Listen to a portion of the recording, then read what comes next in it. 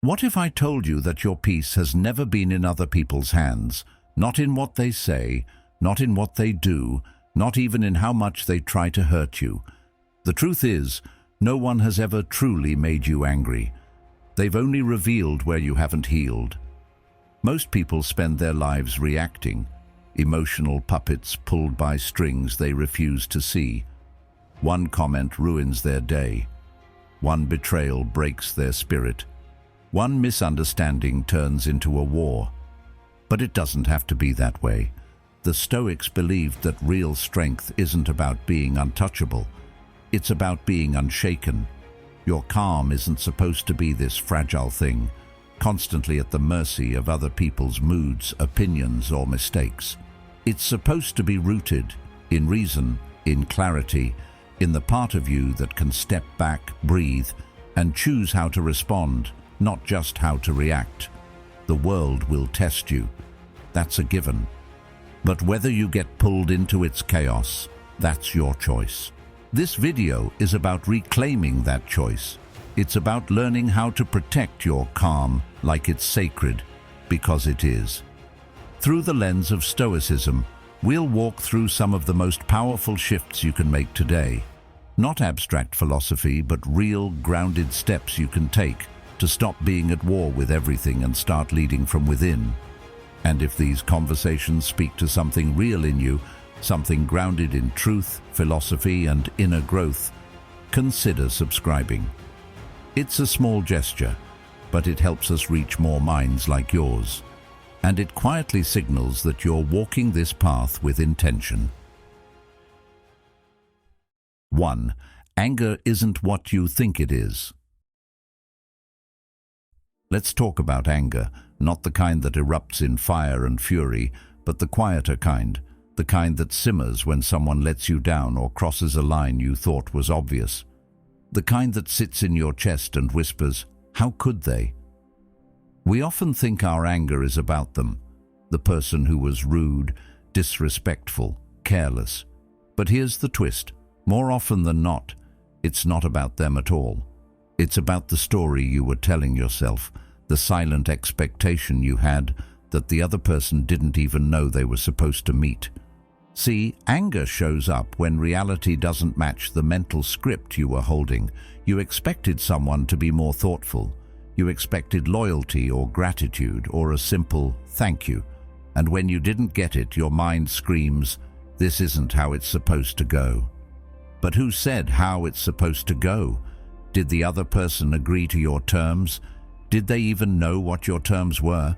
Carl Jung once said, "Everything that irritates us about others can lead us to an understanding of ourselves." That hits hard.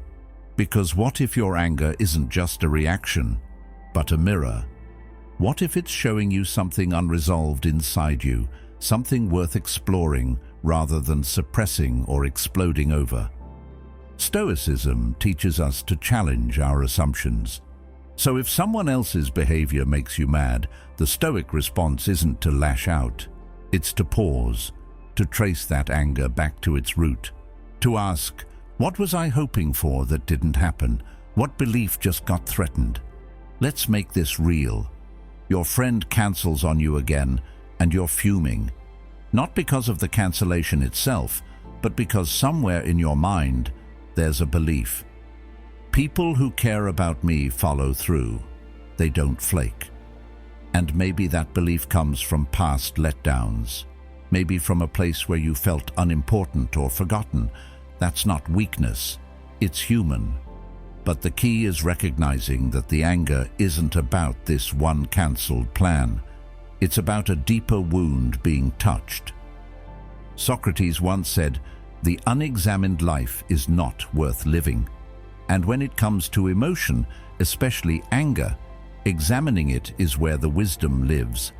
Instead of reacting blindly, you start asking, why did this bother me so much? Why this and why now? And just like that, you go from being controlled by your emotions to learning from them. Aristotle believed that anyone can become angry. That's easy. But to be angry with the right person at the right time, for the right reason, and in the right way, That's the hard part. That's the art. That's emotional maturity. So here's a simple practice. When you feel that rise of frustration, instead of clenching your jaw or firing off a text, take a moment, ask yourself, what expectation just got violated, and why was I so attached to it? You'll be surprised how often that single question can dissolve the intensity. Anger isn't your enemy, it's your compass, but only if you're willing to read it right. 2. Silence is a power move. Sometimes the most powerful thing you can say is nothing at all. That might sound counterintuitive in a world that celebrates the loudest voice, the sharpest comeback, the most viral clapback. We've been taught that silence means weakness, that if you don't speak up immediately, you're letting someone walk all over you. But what if that's not true? What if, in many cases, silence isn't surrender, it's self-control? Let's be honest. Most of us have said something in the heat of the moment that we wish we could take back. A sentence we fired off without thinking, a text we sent in anger, a comment that burned a bridge. But how often do we truly regret pausing? Rarely. Silence almost never haunts you. But angry words? They echo. The Stoics were big on this. Seneca, one of the most quoted Stoic philosophers, said, "Anger, if not restrained, is frequently more hurtful to us than the injury that provokes it." And he was right. When we react instantly, we're not responding from wisdom, we're reacting from impulse, and impulses are rarely wise. Think of silence not as passivity, but as power under control. That moment when someone disrespects you, challenges you, throws shade, your immediate instinct might be to fight back. But if you can resist that urge and pause instead, something incredible happens. You start to see the situation clearly. You separate your ego from your values. You give yourself time to choose your response instead of becoming a slave to your emotions. When someone gets under your skin, it's not always about them. Sometimes it's a sign that there's something inside you that needs attention. And silence, just a few seconds of it, gives you the space to notice that. Plato taught that a wise man speaks because he has something to say, a fool because he has to say something. Let that sink in. You don't always need to have the last word. In fact, when you choose not to engage in every little battle, you conserve your energy for things that truly matter. Silence becomes a filter. It lets nonsense pass while you remain steady. And no, this isn't about bottling things up or suppressing emotion. It's about choosing your timing, choosing your tone, choosing your moment. The pause between stimulus and response, that's where your power lives. So next time you feel the fire rising, pause, count to 5, let them talk. Let them dig their hole if they must. Your job isn't to correct every offense. Your job is to protect your peace. As Epictetus once put it, it's not what happens to you, but how you react to it that matters. And sometimes the strongest reaction is none at all. Silence isn't weakness, it's wisdom in motion. 3. Laugh at the ridiculous stuff. There's something strange that happens when you stop taking life so seriously. Not in the careless, avoid your problems kind of way, but in the grounded, I'm not letting this nonsense steal my peace kind of way. Life throws curveballs, daily, a rude driver, a passive-aggressive comment at work, a plan that gets derailed for the 3rd time this week. And yet, we act shocked every time, like we expect the world to suddenly behave. But here's a truth the Stoics knew well. Suffering increases when you demand that reality be different than it is. Marcus Aurelius wrote, "If you are distressed by anything external, the pain is not due to the thing itself, but to your estimate of it." And what better way to challenge that estimate than with a laugh? Because here's the thing, laughter isn't weakness, it's resistance. It's your soul refusing to be shaped by pettiness. It's the calm refusal to let small things become big burdens. When you laugh, you're not pretending the problem doesn't exist. You're just making it clear that it doesn't get to define your emotional state. Aristotle once said that laughter is a trait unique to humans. That tells you something. It's not just a social reflex, it's a tool, one we can use to cut through tension, to shrink problems down to their actual size, and to remind ourselves this moment isn't everything. Think about it. Someone cuts you off in traffic. You can slam the horn, yell into the void, replay it for hours, or you can exhale and smile like, yep, there it is, chaos doing its thing. Same moment, totally different energy. The first keeps you tense and reactive, the second keeps you human. Carl Jung offered a perspective that adds another layer here. He said, even a happy life cannot be without a measure of darkness, and the word happy would lose its meaning if it were not balanced by sadness. The message, expect some mess, and when it arrives, choose how to meet it. Plato believed that comedy and tragedy were two sides of the same coin, and you see that in daily life. One moment, you're frustrated. Step back 5 feet, and suddenly it's funny. It's ridiculous. It's just life doing what life does. The real challenge is choosing your response. Not everything deserves your outrage. Not every hiccup needs a meltdown. Sometimes the most stoic move isn't silence or discipline. It's lightness. It's perspective. It's that quiet smile that says, I see the chaos and I choose peace anyway. So here's your new reflex. When something dumb happens, before you react, grin. Even if it's just a flicker, even if you're still annoyed, let that grin remind you you're bigger than the moment. You're not here to be tossed around by every little thing. You're here to move through life with grace. And sometimes that grace starts with a laugh. 4. Think long game, not instant wins. There's a quiet kind of strength in walking away from a fight you know you could win. Not because you're afraid, not because you don't have the right words or the sharper edge, but because deep down you know peace is more valuable than proving a point.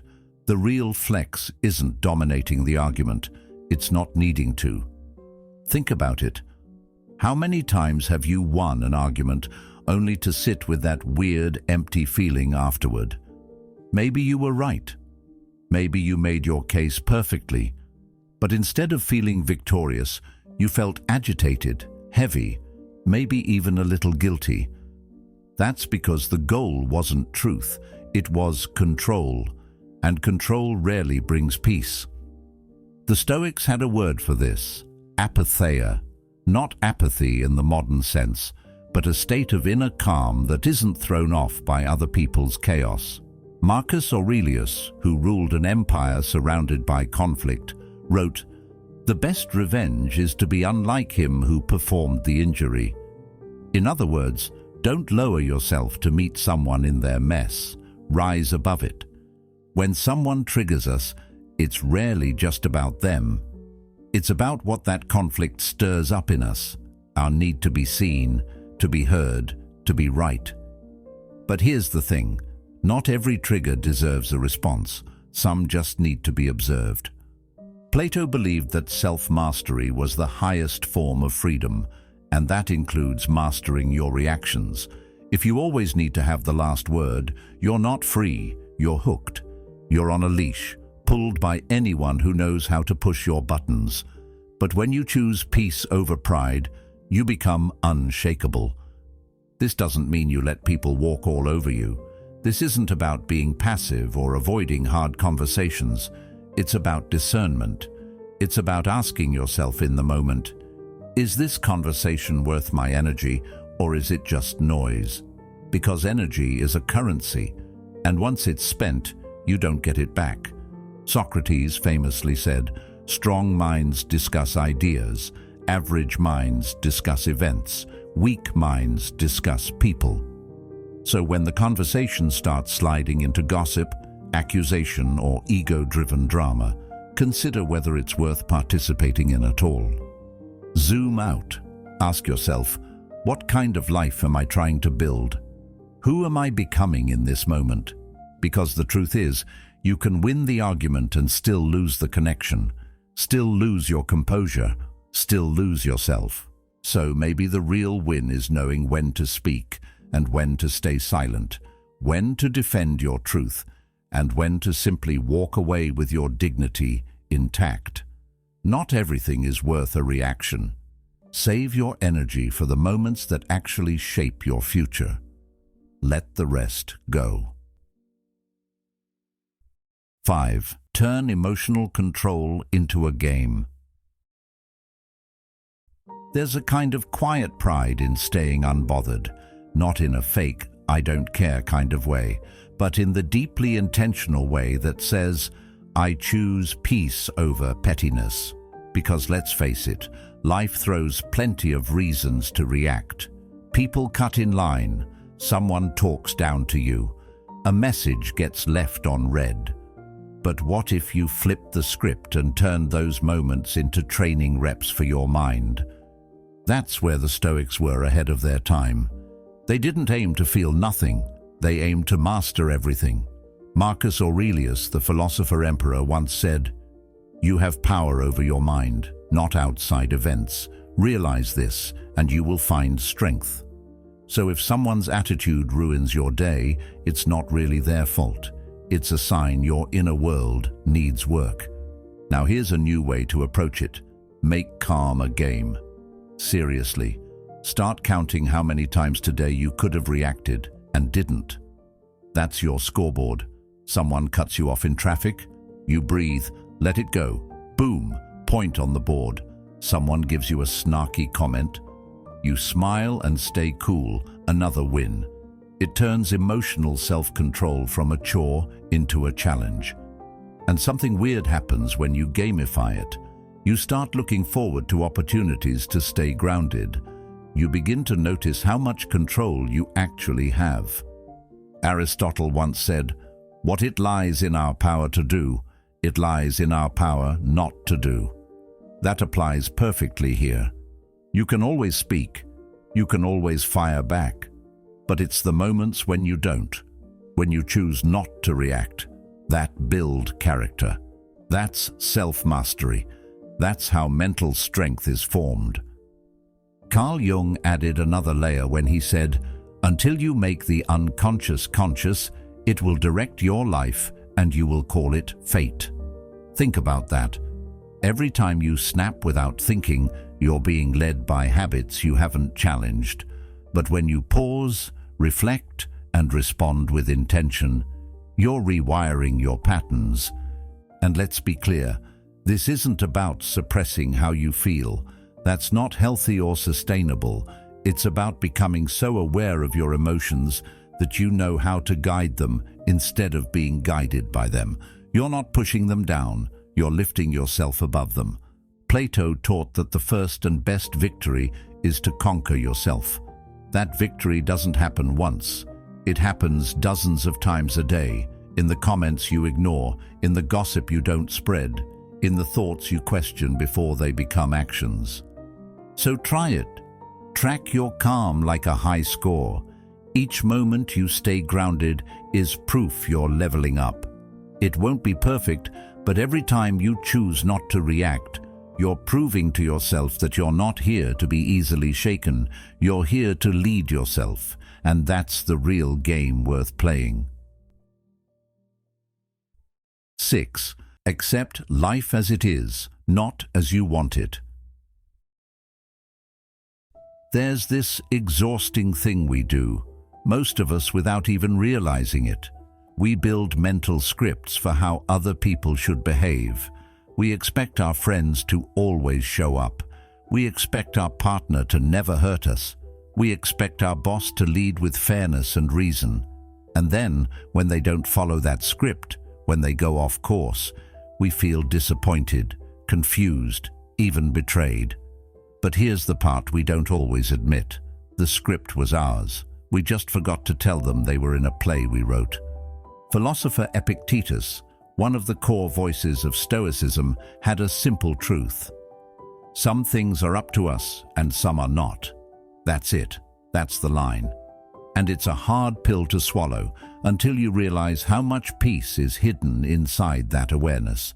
Because the moment you stop expecting people to be different than they are and start focusing on how you show up in response, you reclaim your sanity.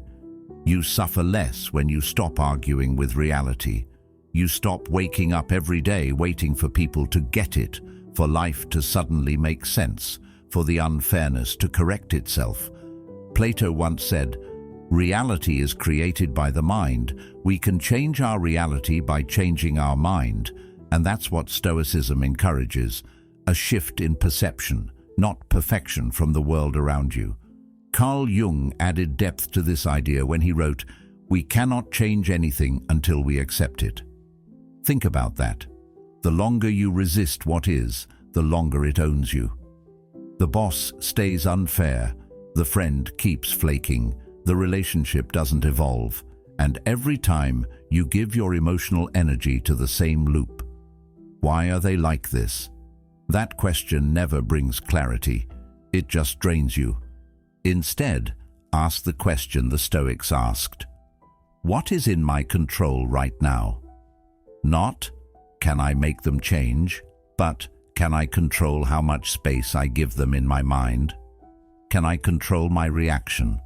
Can I control whether I let their behavior dictate my peace? Socrates taught that the secret of change is to focus all your energy not on fighting the old, but on building the new. That includes your mindset. When you stop demanding that others behave in a way that comforts you, you become less reactive, less disappointed, and more grounded. You start living in reality, not in the fantasy version of how you wish things were. Acceptance isn't giving up, it's leveling up. It's saying, I see what this is. I don't love it, but I won't let it own me. Once you stop needing everyone around you to act right for you to feel right, you begin to feel a new kind of freedom, a calm that isn't dependent on conditions, a peace that isn't borrowed. It's built, and that's where your real power begins. 7. Stop taking everything personally. We're wired to take things personally. It's almost automatic. Someone doesn't text back. A coworker gives a cold stare. A friend pulls away without explanation, and our minds jump straight to self-blame. Did I say something wrong? Are they mad at me? Did I mess up? But here's the thing. Most of the time, it's not about you at all. The truth is, people carry whole worlds inside them. Unseen stress, insecurities, distractions, pain. And sometimes you just happen to be standing close when those things leak out. Marcus Aurelius, the Stoic emperor, said, "When you wake up in the morning, tell yourself, the people I deal with today will be meddling, ungrateful, arrogant, dishonest, jealous, and surly." That wasn't pessimism, it was preparation. He understood that most people act from their own noise, not out of personal attack. So why take their behavior so personally? When someone's actions sting, that's often a signal pointing back to something inside us. Maybe an old wound, maybe a need for validation. But the mistake is thinking it's always a reflection of your worth. It's not. Plato taught that we see the world not as it is, but as we are. Our filters, shaped by past experiences and emotional states, can twist a neutral event into something that feels deeply personal.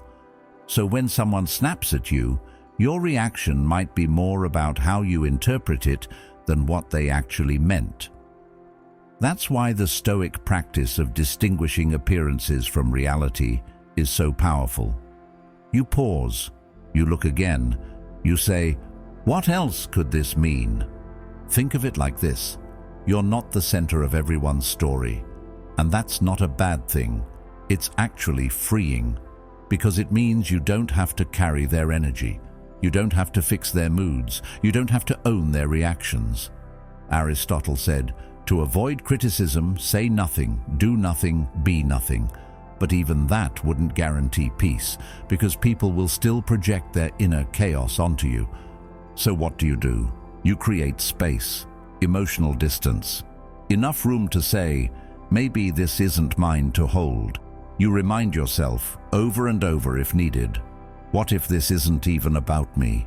That single thought can be a shield, soft but strong. Socrates believed that wisdom begins in knowing how little we actually know, and that includes knowing why people behave the way they do.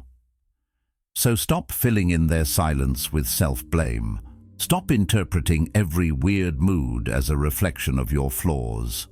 You are not responsible for the storm someone else is fighting. You're only responsible for not letting it drag you under. That's Stoic strength, responding with clarity, not confusion, holding your center even when others lose theirs, and realizing that sometimes the kindest thing you can do for yourself is not to take it personally. 8. Anger doesn't fix things, it wrecks them. There's something addictive about anger. In the moment, it feels like armor. You feel sharp, alert, ready to strike. Your heart's pounding, your words get faster, louder. It feels like power, like control. But then the dust settles, and what's left? Regret, distance, that awkward silence after something's been said that can't be unsaid, broken trust that might never fully heal. Anger is a master of disguise. It shows up dressed like strength, but deep down, it's often just fear or pain looking for an exit. It tells you that exploding is the only way to be heard, but really, it's the easiest way to lose your ground. Anger is like that friend who hypes you up to throw hands and then disappears the second real consequences arrive, and you're left cleaning up the mess alone. The Stoics knew this well. When you react in anger, you might win the moment, but lose the relationship, lose the respect, lose your peace. That discomfort, that urge to snap. It's often a flare from your own inner world, pointing to wounds or unmet needs. And if you can pause just long enough to examine it, you open the door to something far more powerful than anger, awareness. Plato believed that true courage is knowing what not to fear, and sometimes what we fear most is looking weak. We think that staying calm is surrendering power, when in reality it's the highest form of control. The person who can stay centered when everything around them is spinning, that's not weakness, that's strength with roots. The Stoic view of fire was this: use it wisely. Let it warm, not scorch. That means channeling the energy anger brings into something productive. Let it fuel a boundary, not a blow-up. Let it sharpen your clarity, not your tongue. Let it push you to act, but not to attack. Aristotle once said, "Anybody can become angry. That is easy. But to be angry with the right person, to the right degree, at the right time, for the right purpose, and in the right way, that is not within everybody's power and is not easy." That's emotional discipline. That's choosing your response instead of being owned by it. So next time the fire rises, pause. Not because you're scared to speak, but because you respect yourself enough not to burn everything down. You can be assertive without being aggressive. You can be clear without being cruel. You can stand your ground and still walk away with grace. Because real power doesn't come from yelling louder. It comes from staying calm longer. 9. Resentment is heavy. Let it go. There's a quiet weight we carry when we hold on to pain, not the pain itself, that comes and goes, but the story we attach to it, the grudge, the resentment, the replaying of what someone said, what they did, what they never apologized for. And every time you think about it, you feel that sting again. the same hurt, just recycled through memory. It's exhausting. Here's the hard truth. The person who hurt you probably isn't thinking about it anymore. They've moved on. They're living their life, sipping coffee, scrolling through their phone, unaware that they still live rent-free in your mind. Meanwhile, you're carrying around their words like a fresh wound. But it's not fresh. It's old. It's scar tissue you keep picking at. Marcus Aurelius, the Stoic emperor, wrote, "The best revenge is to be unlike your enemy." In other words, don't let someone else's cruelty turn you into a prisoner of your own bitterness. Don't let their behavior dictate your inner world. That's not justice. That's surrendering your peace. Carl Jung once said, "I am not what happened to me. I am what I choose to become." That's the shift. Letting go isn't about erasing the past. It's about refusing to let it define you. It's saying, yes, this hurt. Yes, it changed me. But I won't let it shape who I am moving forward. You take back authorship of your own story. Aristotle believed that we are what we repeatedly do. So if you rehearse resentment, if you practice bitterness, you become shaped by that energy. It becomes your emotional baseline. But you can choose to interrupt that cycle. You can choose to practice something else. Forgiveness, not for them, but for yourself. Plato taught that the soul is harmed more by injustice committed than injustice received. When you hold a grudge, when you fantasize about getting even or proving your worth, you're prolonging your own suffering. You're tethering your peace to someone who may never make it right. So try this, just once. Say it out loud. This happened. It hurt, but it's over. Not because you're okay with it, not because it was fair, but because you're done letting it hold you hostage. Say it for your sanity, not their sympathy. Letting go doesn't mean forgetting. It doesn't mean what they did was acceptable. It means you're done reliving it. You're done bleeding for someone else's wound. You're finally choosing to stop carrying something that no longer serves your growth. The Stoics didn't aim to become cold or indifferent. They aimed to live wisely, to let go of what they couldn't control, to stay grounded in the present, not dragged backward by the past. So maybe the real strength isn't in holding on. Maybe it's in saying, I've carried this long enough. Now I'm setting it down, and then walking forward, lighter, freer, wiser. 10.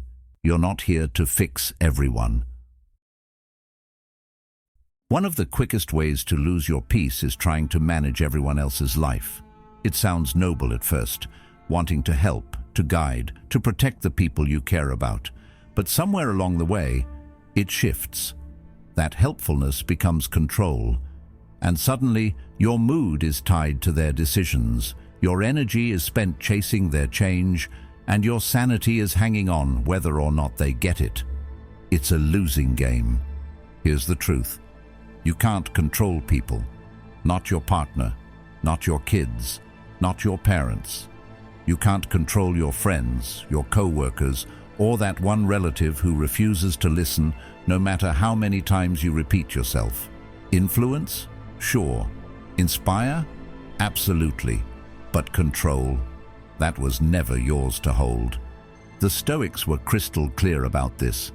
Epictetus, one of their great teachers, said, "Some things are in our control and others not." The problem is we forget which is which. We think if we just say it the right way, if we just care hard enough, people will change. But change doesn't happen on your timeline. It happens on theirs, if it happens at all. Carl Jung offered a powerful insight when he said, "Knowing your own darkness is the best method for dealing with the darkness of other people." Instead of trying to fix everyone else, start with yourself. Are you modeling the calm, clarity, and compassion you wish they had? Are you showing, not telling, what growth actually looks like? Socrates believed that true wisdom was knowing how little we truly know. And that applies doubly when it comes to other people's paths. You don't know what they need to learn or when they need to learn it. And trying to force the lesson on them often pushes them further away. Think about it. Have you ever wanted to listen to someone who constantly hovered over your choices? Probably not. Aristotle said, "The ultimate value of life depends upon awareness and the power of contemplation rather than upon mere survival." That awareness begins with recognizing your limits. You can offer insight, sure. You can extend patience. You can hold space. But the moment your peace hinges on their progress, you're in dangerous territory. You've handed them the keys to your emotional house. So what's your real job? It's not to micromanage grown folks. It's to lead by example, to stay steady, to show kindness without controlling, to give advice without expecting obedience, to release people from the unspoken contract that says, "You must change so I can be okay." Let them walk their path, even if it looks messy, even if you wouldn't take that route yourself. Because that freedom you give them, it also frees you. And in that space, you both get to grow, not through force, but through choice, through presence, through trust. That's real leadership. That's Stoic strength. And it's the path that actually brings peace, not just for them, but for you too. 11th, catch the story you're telling yourself. It's wild how quickly the mind fills in the blanks. Something small happens. Someone forgets to reply to a message, interrupts you mid-sentence, or gives you a weird look, and within seconds, your brain has built an entire story around it. A story where you're the one who's overlooked, disrespected, or never quite enough.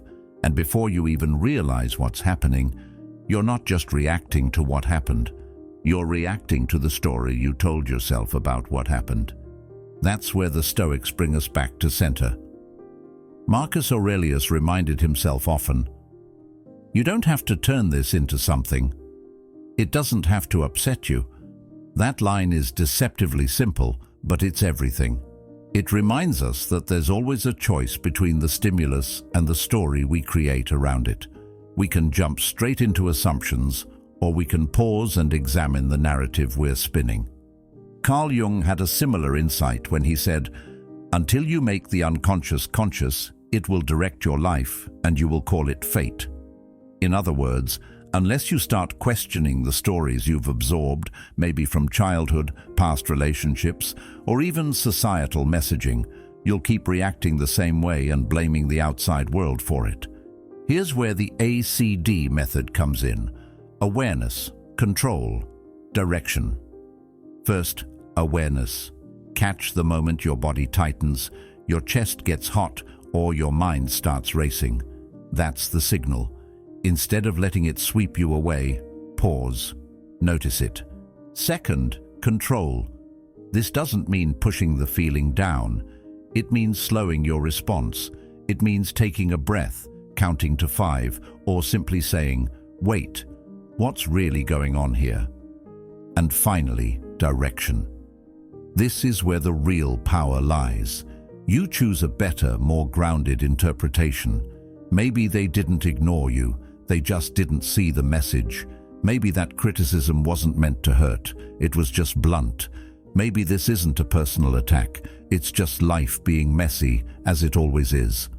Socrates taught that the unexamined life is not worth living. And that's what this is about. Examining the meaning we assign to things before letting those meanings rule our emotions. Because most of the time, it's not the situation that upsets us. It's the story we tell ourselves about the situation. Aristotle said that wisdom begins in wonder. So wonder, even when you're triggered. Wonder if the story is real or just familiar. Wonder if this is a chance to react the way you always have, or the way you wish you could. You can't always control what happens, but you can absolutely rewrite the script your mind runs with. And the more you practice it, the more you become the author of your response, not a character tossed around by your reactions. That's not just emotional intelligence, that's Stoic mastery. 12th, solve more, argue less. Let's be honest. Most of us don't walk into an argument looking for clarity. We walk in looking for a win. Somewhere deep inside, there's that quiet voice saying, "I need to be right." And that's where the trouble begins. Because once ego takes the wheel, the actual problem becomes a background prop. The conversation turns into a battle of pride, not a search for understanding. Socrates believed that dialogue, real, open, thoughtful dialogue, was the foundation of wisdom. But how often do we actually have those kinds of conversations? Too often, we're not listening to understand. We're listening to reload, crafting our comeback while the other person is still talking. That's not communication. That's combat. The Stoics warned about this tendency. Epictetus said, "We have 2 ears and 1 mouth so that we can listen twice as much as we speak." Simple, but powerful, especially when tensions rise. In heated moments, the most radical thing you can do is stay calm, not passive, calm. There's a difference. That sting you feel during an argument, it's often less about what was said and more about what got touched inside you. Insecurity, fear, old wounds. If you can pause long enough to see that, you stop reacting and start responding. Now, imagine approaching an argument with a different goal, not to win, but to resolve, not to dominate, but to connect. What changes? Try this next time. Lower your voice. There's a natural instinct to raise it when we feel threatened, but a calm voice disarms tension. It changes the energy in the room. It signals, "I'm here to talk, not to attack." Then ask better questions.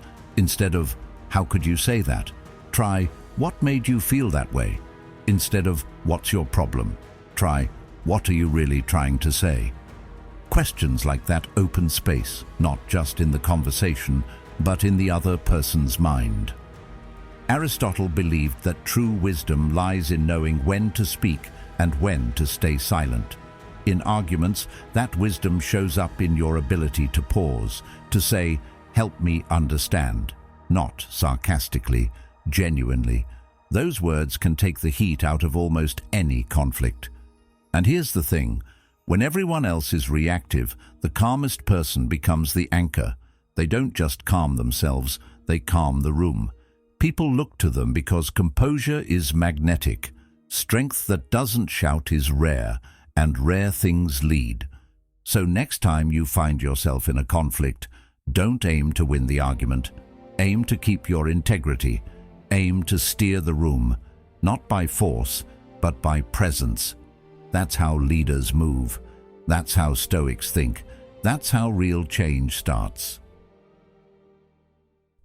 13. Your body knows before you do. Sometimes your body knows the storm is coming before your mind does. You're sitting there trying to focus and suddenly your jaw is tight. Your chest feels heavy. Your breath shortens. And then, almost like clockwork, something small sets you off. But if we're being honest, it wasn't that one comment or that little delay. The trigger was just the last drop. The tension had been building long before, and your body tried to warn you. Modern psychology backs this up. Carl Jung once said, "The body is the unconscious mind." That tight chest, that knot in your stomach, those clenched fists, they're not random, they're messages, signals that something in your inner world is trying to get your attention. And most of us, we don't listen. We push it down, we distract ourselves, we stay busy. Until boom, one small thing turns into a full-blown explosion, and then we're left wondering, where did that come from? The Stoics understood this pattern even before we had terms like fight or flight. Epictetus taught that we are disturbed not by things, but by the views we take of them. But how can we adjust our view when we're already spiraling? That's where bodily awareness comes in. When you notice tension early, you get a chance to stop the spiral before it takes over. Socrates believed that The secret to change is to focus all of your energy not on fighting the old, but on building the new. Learning to tune into your body is one way to build that new. It means catching the signal before it becomes a scream. It means seeing the clenched jaw as a whisper, not a failure. Here's a practical way to start.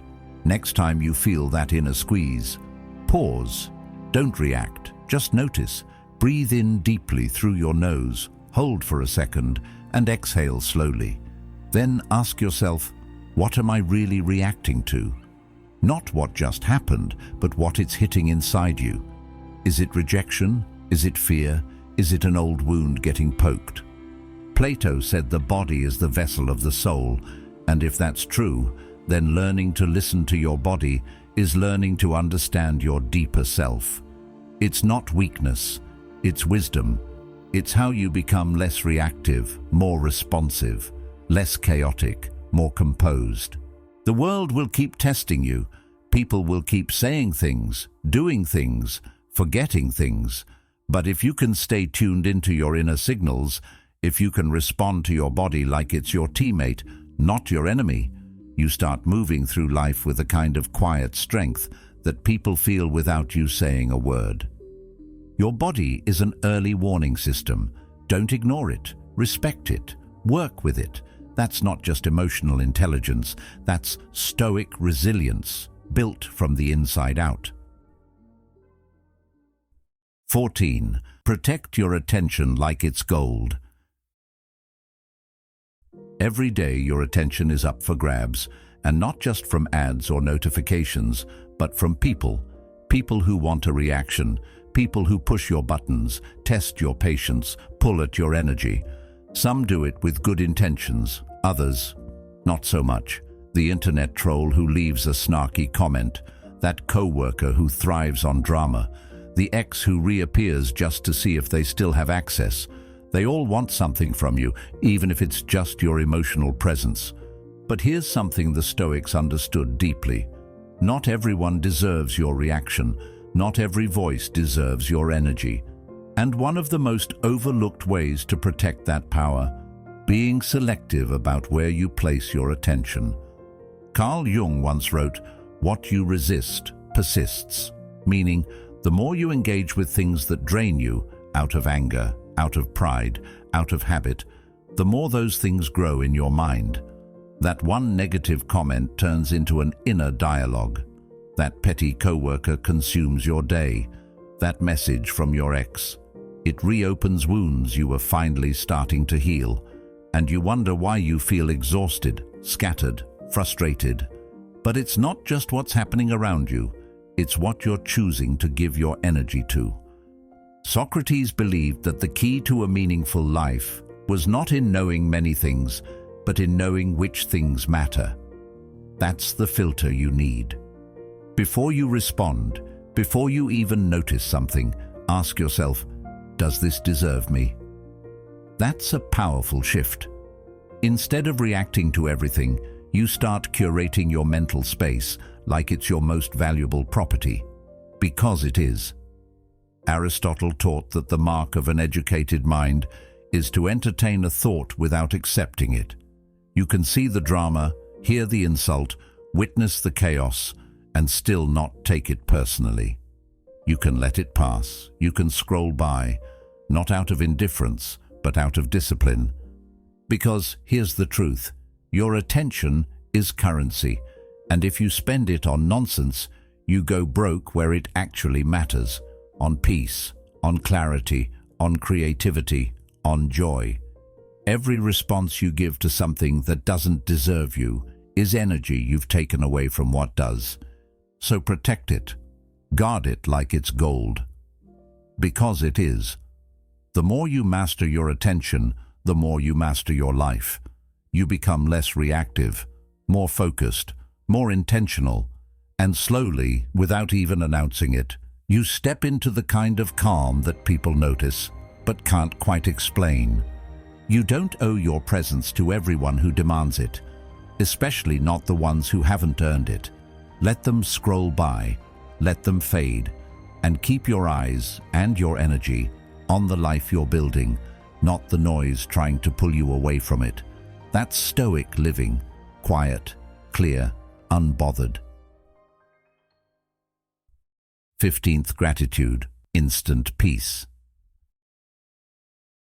Sometimes the smallest shift in perspective can change everything.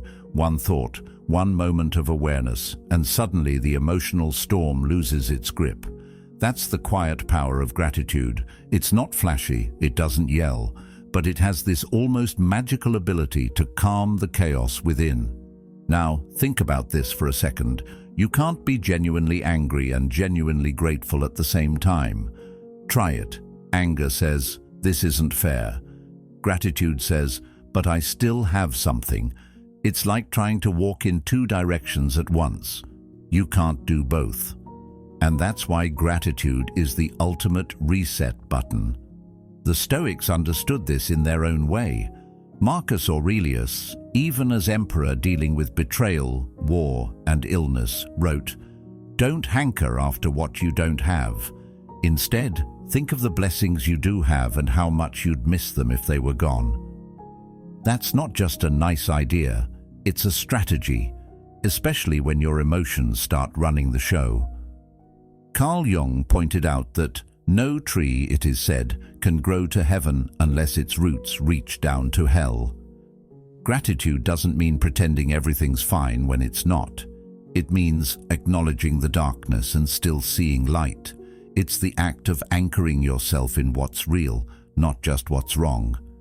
Plato taught that the soul becomes wise through reflection, and what is gratitude if not reflection in motion? It takes you out of the spinning story in your head and brings you back to the present, to what's still good, still true, still yours. And when you do that, even in the middle of a mess, you give your nervous system a break.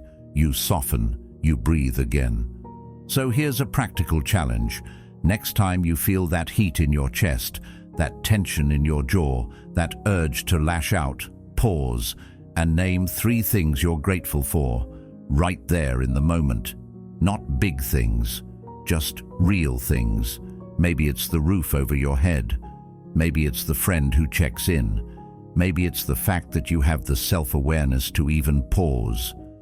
Socrates believed that contentment was found not by adding more to life, but by subtracting false desires. Gratitude does exactly that. It strips away the should-haves and why-me's and gets you back to what's real and enough. And from that place, you respond better.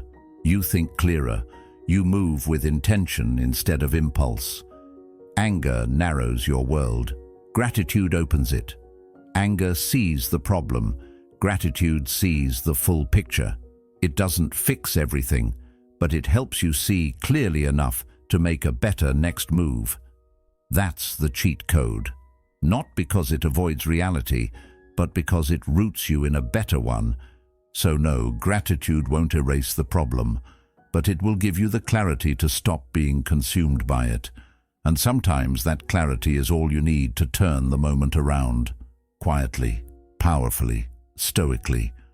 Your peace was never about the noise around you. It was always about the strength within you.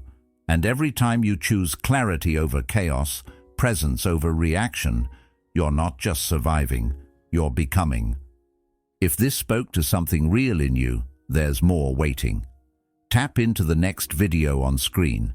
It was made with the same heart, the same depth, and the same mission to help you rise, not just react. Thank you for being a part of Stoic Journal. Your presence here means more than you know.